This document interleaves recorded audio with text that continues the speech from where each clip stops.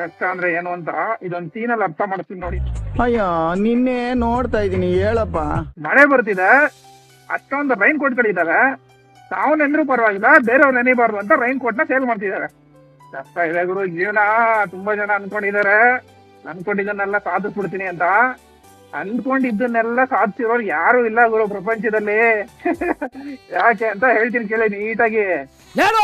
ಕೋಟಿ ದುಡಿಬೇಕು ಅನ್ಕೊಂಡವನು ಕೋಟಿ ದುಡ್ದಾದ್ಮೇಲೆ ಸುಮ್ಮನೆ ಇರಲ್ಲ, 10 ಕೋಟಿ ದುಡಿಬೇಕು ಅನ್ಕೊಂತಾನೆ.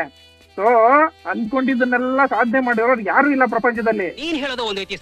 ಇವಾಗ ನೀವು ಸಾಧಕರು, ಸಾಧನೆ ಮಾಡಿರೋರು ಅಂತ ಯಾರ್ಯಾರನ್ನ ಕರೀತಿರ್ತೀರೋ ಅವರಿಗೆಲ್ಲ ಇಷ್ಟಕ್ಕೆ ಸಮಾಧಾನ ಆಗಿರಲ್ಲ. ಇನ್ನೊಂದು ಸಾಧನೆ ಏನೋ ಒಂದು ಪೆಂಡಿಂಗ್ ಇರುತ್ತೆ ಅವ್ರಿಗೆ. ಅವ್ರನ್ನ ಕೇಳಿ ನಿಮ್ ಸಾಧನೆ ಏನು, ನಿಮ್ ಗುರಿ ಏನು ಅಂತ. ಅವರಿಗೂ ಇನ್ನೂ ಒಂದು ಗುರಿ ಇರುತ್ತೆ.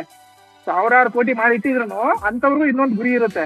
ಜೀವನ ಅಂದ್ರೆ ಸಿಗದೆ ಇರೋದನ್ನ ಬಯಸ್ಕೊಂಡು ಹೋಗ್ತಾ ಇರೋದು. ಅದಕ್ಕೆ ಕೊನೆ ಅನ್ನೋದೇ ಇಲ್ಲ. ಸತ್ತಾಗ್ರೆ ಕೊನೆ ಅಷ್ಟೇ. ಕರೆಕ್ಟ್ ಆಗಿ ಹೇಳಿದ್ರಿ.